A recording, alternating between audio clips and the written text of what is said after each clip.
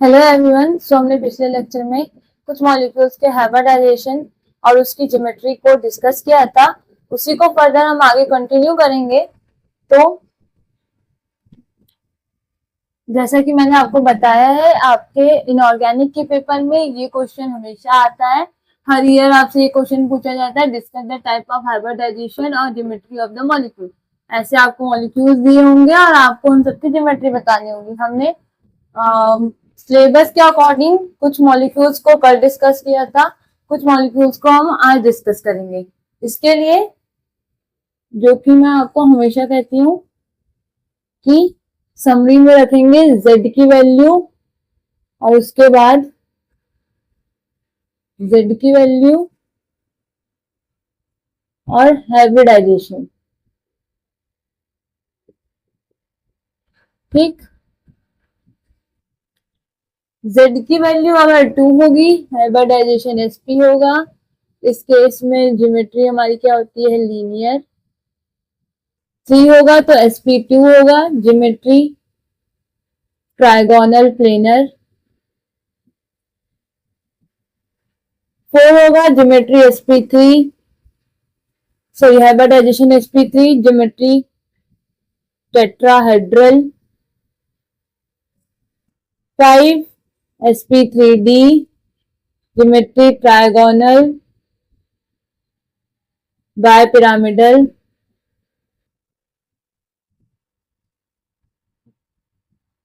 6 sp3d2, geometry octahedral.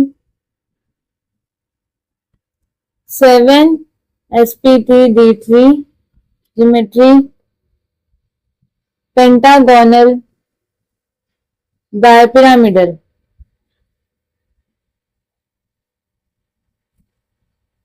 ठीक, ये आपके हो गए हाइब्रिडाइजेशन।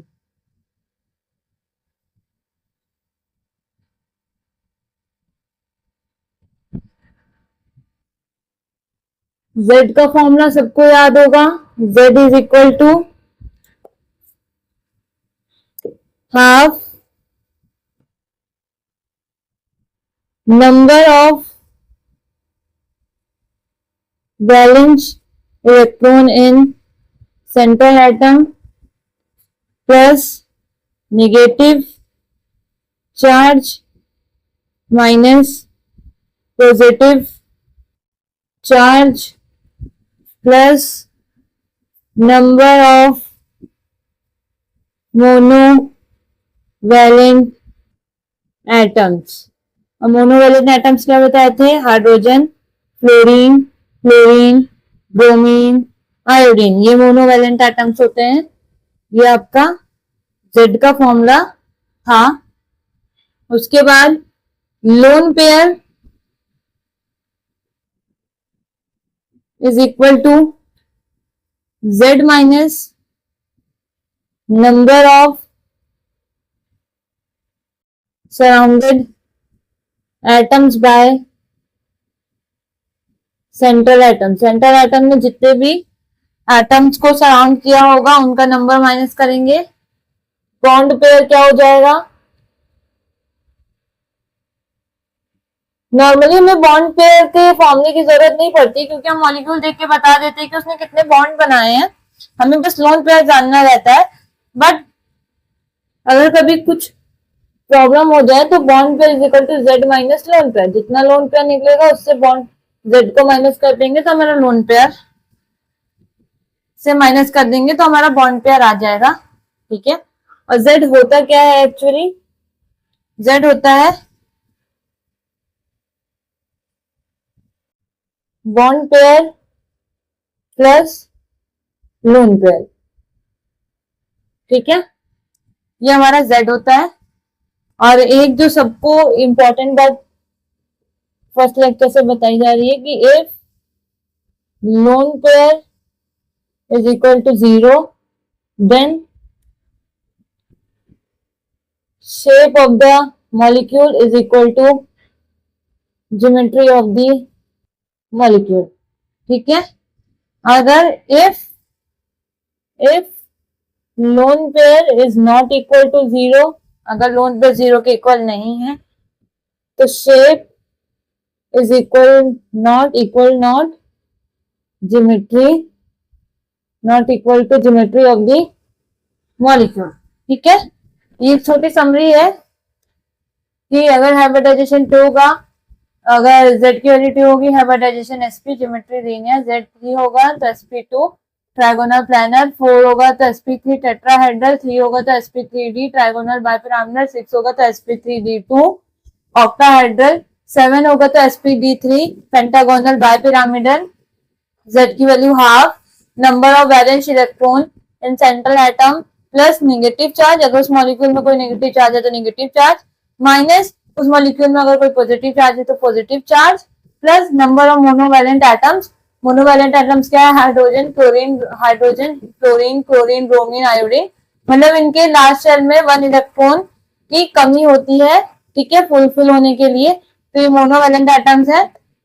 उसके बाद लोन पेयर का formula Z minus number of surrounded atoms bye centre matter atom, centre atom ने जितने भी एटम से सराउंडेड है उसको माइनस करेंगे।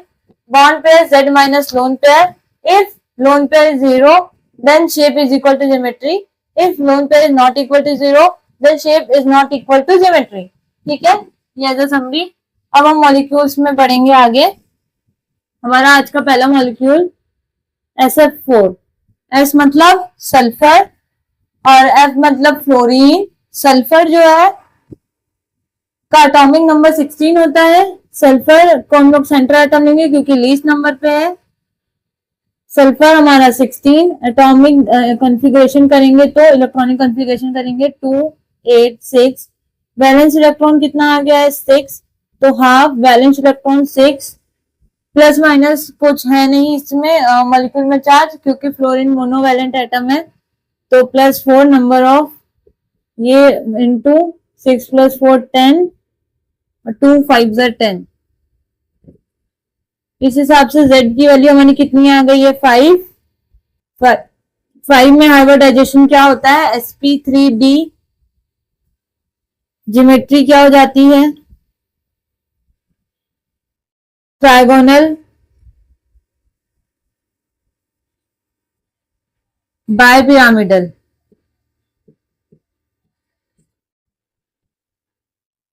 हम देखेंगे स्ट्रक्चर में कोई लोन पेयर है कि नहीं है।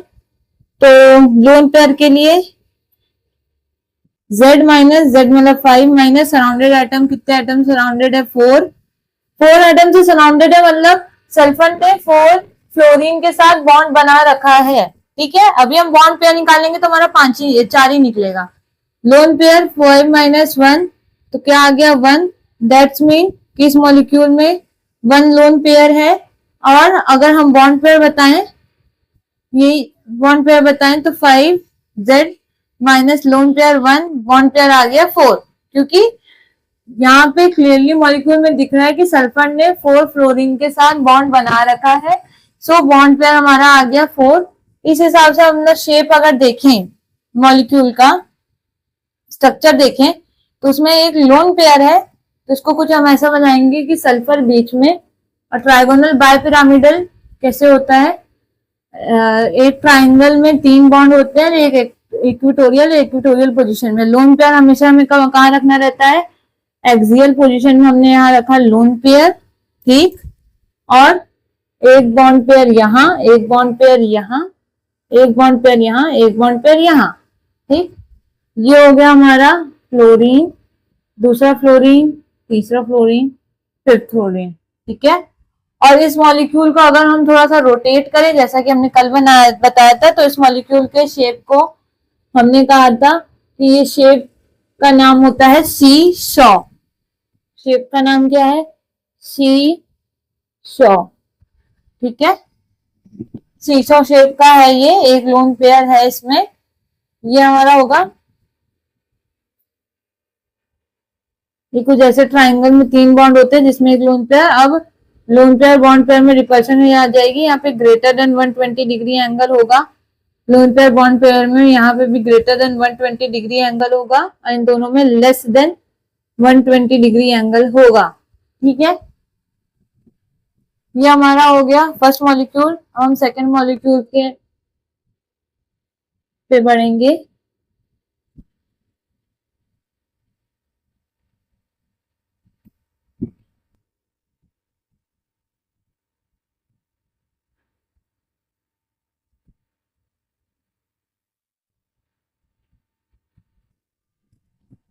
तो सेकेंड मॉलिक्यूल है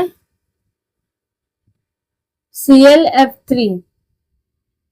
अब क्योंकि यहाँ क्लोरीन लीस्ट नंबर है तो सेंट्रल एटम भी हमारा क्या होगा, क्लोरीन ही होगा। क्लोरीन का एटॉमिक नंबर 17, 287, आउटर मोस्ट में 7 इलेक्ट्रॉन, मैंने valence electron 7, Z is equal to half 7 plus कोई निगेटिव पॉजिटिव चार्ज नहीं है तो फ्लोरीन का 3 ऐड होगा, हाफ 7 प्लस 3 10, हमने काटा आया 5, Z की वैल्यू आई 5। हाइब्रिडाइजेशन इस केस में sp3d और ज्योमेट्री हमारी क्या हो जाएगी, ट्राइगोनल बाय पिरामिडल। अब लोन पेयर देखेंगे इसमें है या नहीं। Lone pair Z is equal to 5 minus कितने एटम से राउंडेड है 3, आ गया 2, मैंने लोन पेयर इसमें कितने हैं 2।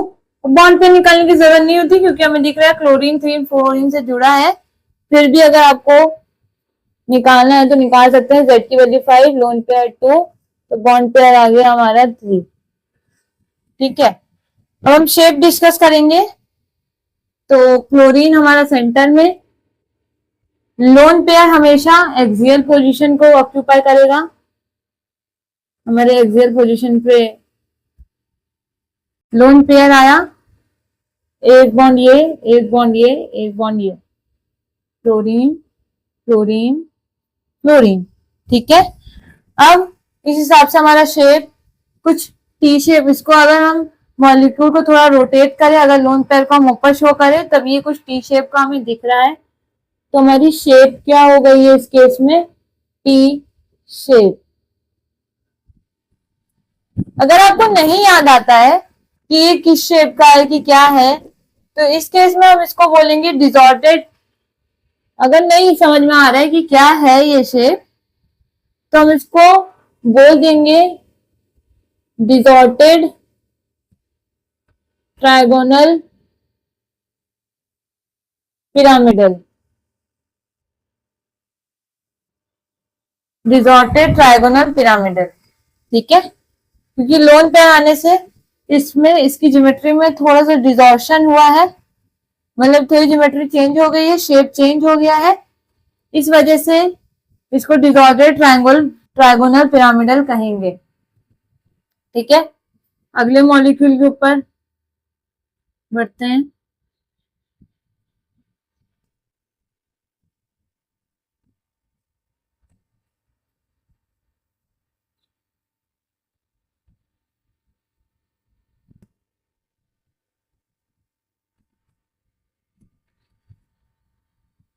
अगला मॉलिक्यूल हमारा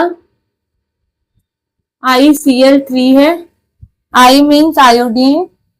ठीक है, आयोडीन का एटॉमिक नंबर 53। इसका इलेक्ट्रॉनिक कॉन्फ़िगरेशन निकालना बहुत ज्यादा हो जाएगा, तो हम इसको कुछ इस तरीके से याद करेंगे, क्योंकि आयोडीन हमारा जो है वो फ्लोरीन फैमिली का है। ठीक है, फ्लोरीन फैमिली का है, और फ्लोरीन फैमिली मतलब हेलोजन फैमिली, तो फ्लोरीन क्लोरीन ब्रोमीन आयोडीन।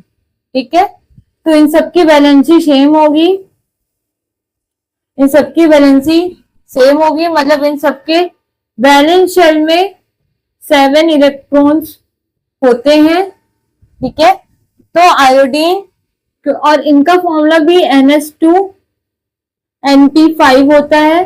ठीक है, एन जो है हमारा पीरियड नंबर बताता है, तो फ्लोरीन का पीरियड नंबर तो 1 2 3 4, आयोडीन का पीरियड नंबर 4 होता है। ठीक है, तो फ्लोरीन क्लोरीन ब्रोमीन आयोडीन, इन सब के आउटर मोस्ट में वैलेंस इलेक्ट्रॉन कितने ही होंगे, 7 होंगे, तो हम इसको ऐसे लिख सकते हैं 4s2 4p5।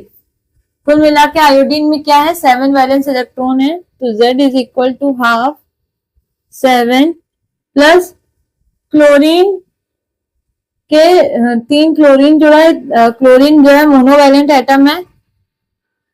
इसके बाद हम इसको निकालेंगे Z is equal to 7 + 3 10, 2 5 10, 5, Z की वैल्यू 5। इस केस में हाइब्रिडाइजेशन sp3d, ज्योमेट्री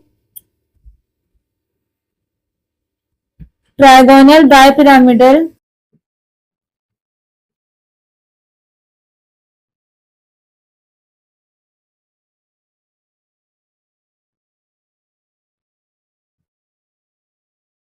और लोन पेयर अगर हम काउंट करें, Z की वैल्यू 5, नंबर ऑफ सराउंडेड एटम्स 3, 2, मतलब लोन पेयर इस मॉलिक्यूल में 2 है, और बॉन्ड पेयर Z की वैल्यू 5 minus bond pair, lone pair minus करेंगे 2, बॉन्ड पेयर हमारा क्या है 3। अब शेप की बात करें तो 2 लोन पेयर है, और ये क्योंकि ट्राइगोनल बाइपिरामिडल है तो लोन पेयर हमेशा एक्सियल पोजीशन पे सिचुएटेड होगा। देन तो हमारा सेंटर एटम हमने बीच में लिखा आई। लोन पेयर हमने ऐसे बनाए, 2 लोन पेयर, एक क्लोरीन यहाँ, एक क्लोरीन यहाँ, एक क्लोरीन यहाँ। ये स्ट्रक्चर पिछले वाले के जैसा दिख रहा है, तो इसमें हमें शेप समझ में आ रही है कि ये टी शेप है। ठीक है, ये हो गया आपका ICl3। अब हम 4th मॉलिक्यूल पे बढ़ेंगे।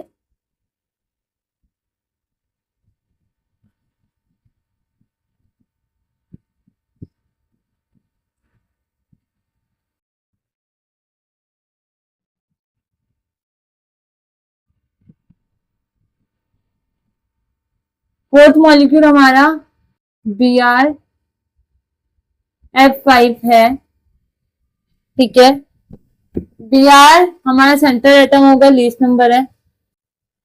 Br का एटॉमिक नंबर 35। अब क्योंकि ये भी फ्लोरीन के फैमिली से बिलोंग करता है और इसका पीरियड नंबर 3 होता है, तो इसका 3s2 3p5, आउटर मोस्ट में 7 ही इलेक्ट्रॉन्स होंगे। ठीक है, वैलेंस इलेक्ट्रॉन 7 ही होंगे, 7 और फ्लोरीन 5, 7 + 5 12, 6, Z की वैल्यू 6, हाइब्रिडाइजेशन sp3d2, इस केस में ज्योमेट्री ऑक्टाहेड्रल। लोन पेयर की बात करेंगे, 6 minus surrounded atoms 5, lone pair हमारा आ गया 1। बॉन्ड पेयर की बात करें तो 6 minus 1 lone pair, bond pair हमारे आ गए 5। ठीक है, ऑक्टाहेड्रल एक सिमेट्रिकल ज्योमेट्रिक स्ट्रक्चर होता है, क्योंकि इसमें सारे के सारे जो बॉन्ड बने होते हैं 90 डिग्री पे बने होते हैं। सो हम कहीं पे भी लोन पेयर रख सकते हैं ऑक्टाहेड्रल में। हमने ऑक्टाहेड्रल में यहाँ लोन पेयर रख दिया, हमारा बीच में ब्रोमीन। ठीक है,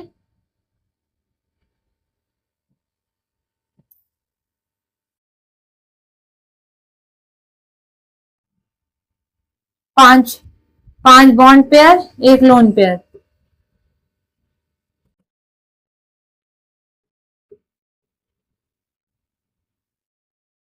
ठीक, हमेशा ये चीज अगर एंगल आपको लिखना हो, ये जहां लोन पेयर होगा वहां बॉन्ड पेयर से ग्रेटर देन 90 डिग्री हो जाएगा, और यहाँ क्या हो जाएगा, ये भी ग्रेटर देन 90 डिग्री हो जाएगा, और बाकी में लेस देन 90 डिग्री, क्योंकि ये थोड़ा चिपक गए हैं। ठीक है, क्योंकि ये क्या है, थोड़ा लोन पेयर आने की वजह से बॉन्ड पेयर आपस में थोड़े ऐसे चिपक जाते हैं, मतलब इनके बीच में एंगल कम हो जाता है। अगर हम इस डायग्राम को देखें, स्ट्रक्चर को देखें, इसको हमने आगे डिस्कस किया था कि इस शेप को हम क्या कहेंगे, स्क्वायर पिरामिडल। इस शेप को क्या कहेंगे, स्क्वायर पिरामिडल। ठीक है, फर्दर हम आगे अगले शेप की ओर बढ़ते हैं, अगले मॉलिक्यूल की ओर।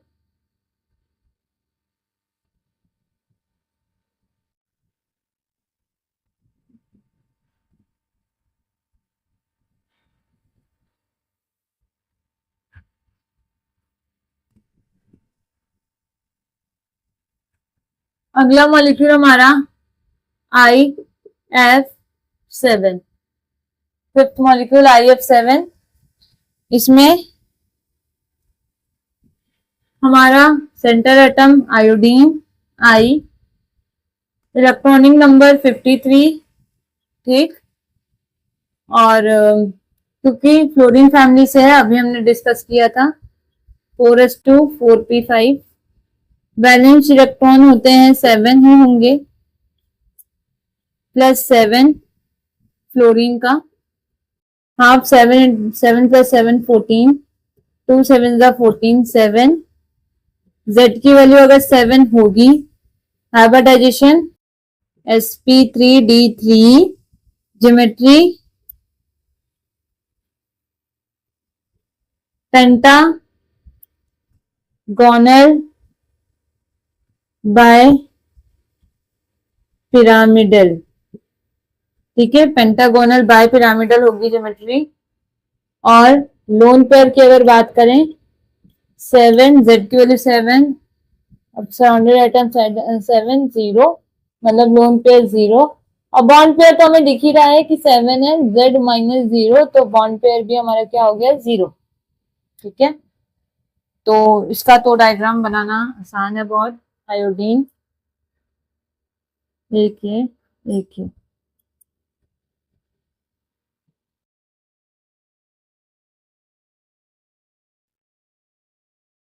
एक पेंटागन ऐसे प्लेन में होता है, और एक आयोडीन, और एक फ्लोरीन, एक फ्लोरीन नीचे होता है। इनमें 72 डिग्री का एंगल्स होता है, और इनमें 90 डिग्री के, ये प्लेन के ऊपर और नीचे होते हैं।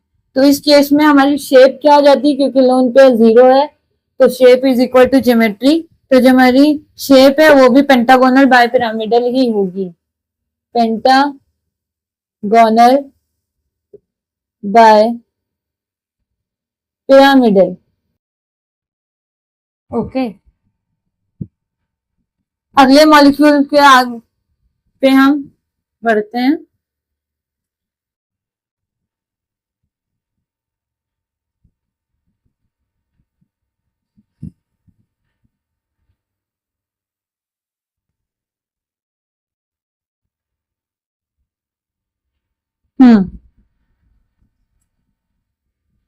अगला मॉलिक्यूल हमारा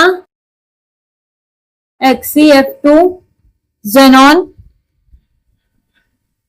जेनॉन हमारा सेंटर एटम बता दिए जाए, जेनॉन हमारी क्या है, एक इनर्ट गैस है। तो इसका इलेक्ट्रॉनिक वैलेंस इलेक्ट्रॉन हमेशा इसका, क्योंकि ऑक्टेट फिल होता है, वैलेंस इलेक्ट्रॉन हमेशा 8 होगा। क्योंकि ये 5th पीरियड का है, तो इसका इलेक्ट्रॉनिक कन्फिग्रेशन हम ऐसे लिखते हैं 5s2 5p6। तो जेनॉन क्या लिखेंगे, 5s2 5p6। आउटर मोस्ट में हमेशा 8 इलेक्ट्रॉन्स, क्योंकि इनर्ट गैस है, +2 फ्लोरीन का, हाफ इंटू 8 + 2 10।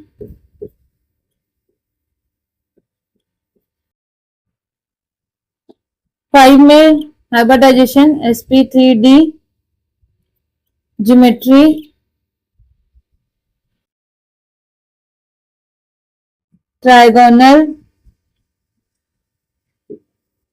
Bye pyramidal.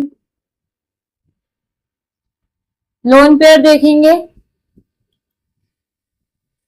तो Z की वैल्यू 5, बॉन्डेड इलेक्ट्रॉन्स 2, तो लोन पेयर हमारा आ गया 3। बॉन्ड पेयर क्या है हमारा, Z - lone pair 2, bond pair हमारे आ गए 3, सॉरी लोन पेयर 3 था, बॉन्ड पेयर 2, ठीक है। तीनों के तीनों लोन पेयर एक्सियल पोजीशन पे होंगे, 1 2 2।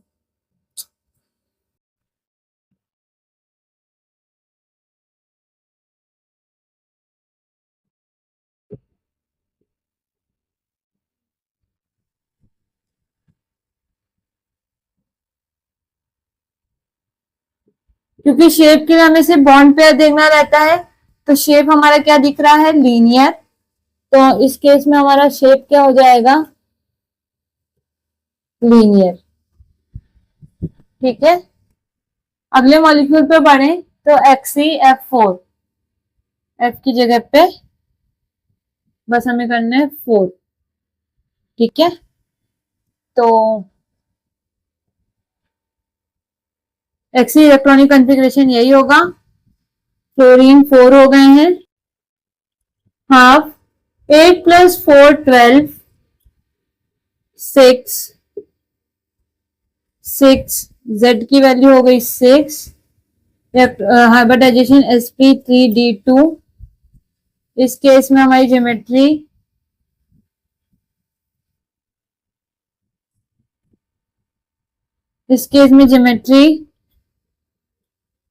ऑक्टाहेड्रल।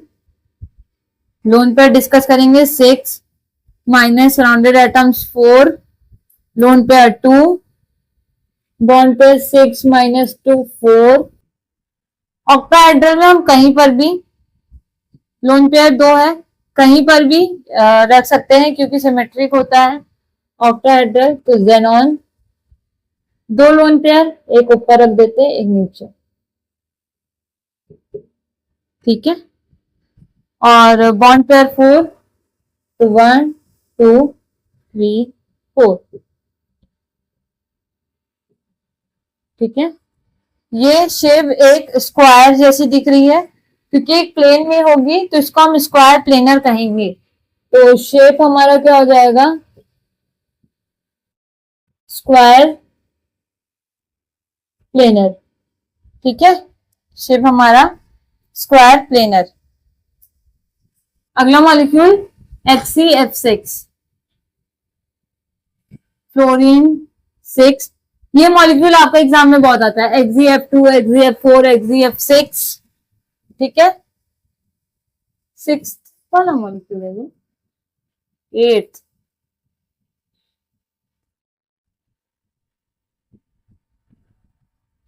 फ्लोरीन की जगह पे 6 ऐड होगा तो आएगा 14, कैंसल आउट 7 7,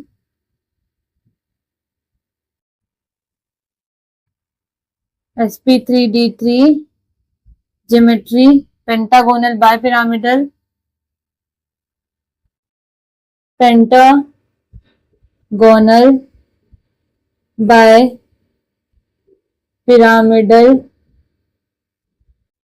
ठीक है, loan pair Z minus surrounded atom 6, loan pair 1,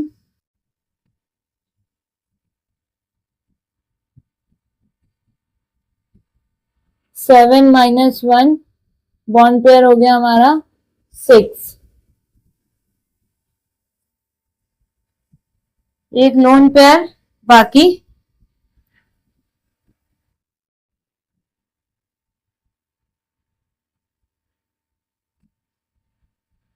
एक लोन पेयर ना, तो एक लोन पेयर हमने ऐसे बाहर रख दिया। ठीक है,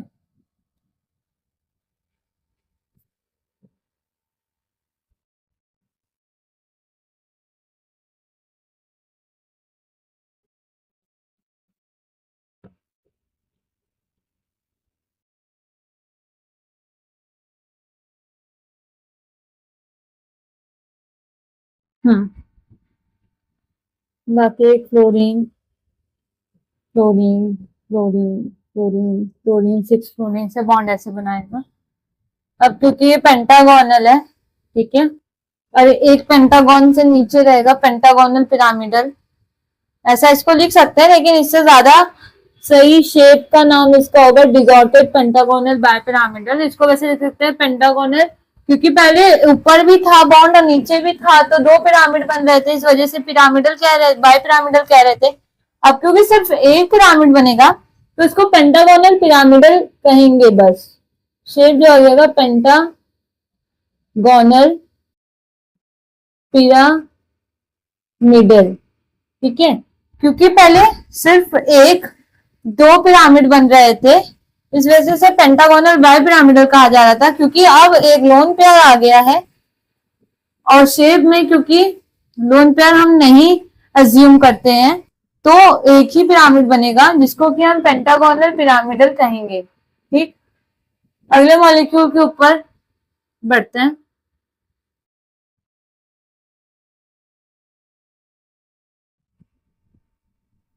अब यहां से आपके एनाइनिक मॉलिक्यूल शुरू हो गए हैं। आपके सिलेबस में कुछ 7-8 अनाइनिक मॉलिक्यूल्स दिए गए हैं जिनका कि हमें हाइब्रिडाइजेशन बताना होगा। ठीक है, कोई घबराने की बात नहीं है, क्योंकि उसके में भी वही फॉर्मूला लगेगा जिस फॉर्मूले का हम लोग यूज करते आ रहे हैं। 9th molecule CO3 2-। ठीक है, Z इज इक्वल टू, नहीं, central atom C carbon, atomic number 6 2,4, Z की वैल्यू हाफ इंटू वैलेंस शेल 4। अब इस मॉलिक्यूल में क्या है कि नेगेटिव साइन है, और नेगेटिव साइन क्या होता है, यहाँ पे ऐड होता है प्लस नेगेटिव चार्ज। तो कितना नेगेटिव चार्ज है, 2, तो +2। अब ये सोच रहे होंगे कि हमने ऑक्सीजन के 3 क्यों नहीं लिखे, क्योंकि ऐड क्या होंगे, मोनोवैलेंट एटम्स। और मैंने मोनोवैलेंट एटम्स लिखे हैं, कौन कौन से, hydrogen, fluorine, chlorine, bromine, iodine. बस यही एटम्स जो सराउंड होंगे तो ऐड होंगे। यहाँ पे ऑक्सीजन है, ऑक्सीजन मोनोवैलेंट नहीं है, क्योंकि ऑक्सीजन के वैलेंस शेल में 2 इलेक्ट्रॉन की कमी होती है। ठीक है, तो ये मोनोवैलेंट नहीं है, इस वजह से हम उसे ऐड नहीं करेंगे। ठीक है, 1/2, 4 + 2 6, 2 1 2, 2 3 6, 3। Z की वैल्यू क्या आ गई, 3।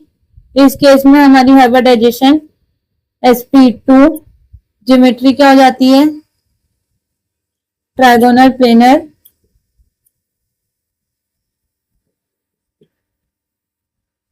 Trigonal planar geometry. Loan pair देखेंगे, Z की value 3, surrounded items 3, lone pair 0, मतलब बॉन्ड पेयर क्या हो जाएगा, 3 - 0 3। ठीक है, अब इसका हम कैसे मॉलिक्यूल ड्रॉ करेंगे। कार्बन बीच में, कार्बन की वैलेंसी होती है 4, उसको 4 कंप्लीट करना रहता है अपना ऑक्टेट। तो एक ऑक्सीजन के साथ ऐसे बनाएगा, एक ऑक्सीजन ये, एक ऑक्सीजन ये, और दोनों ऑक्सीजन पे एक एक चार्ज -2, और हर एक एंगल क्या ही हो जाएगा, 120 डिग्री, 120 डिग्री, 120 डिग्री।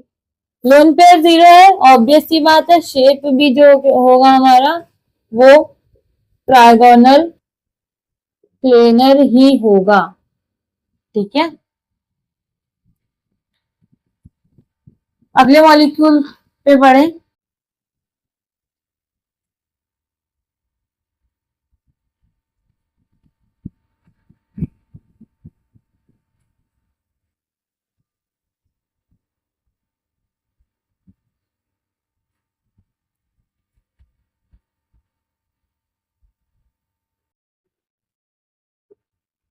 NO3-।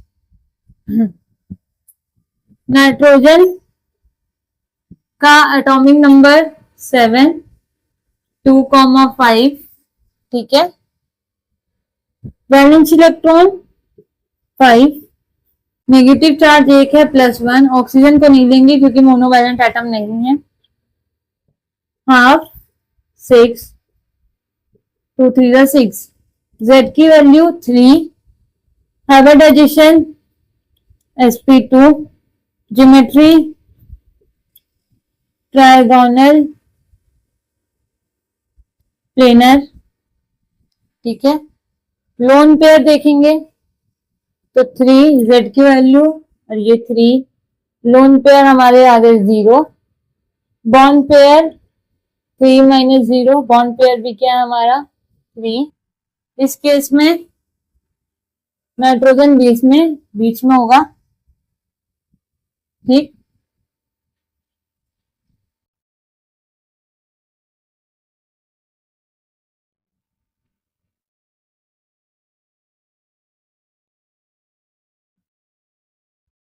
ऐसे शो होगा क्योंकि इसमें एक माइनस का चार्ज है, ठीक है, जिसको माइनस देगा उसके लिए नॉर्मल बॉन्ड, और ये ऑक्सीजन एक ऐसे दिखेगा अलग जाता हुआ, ठीक।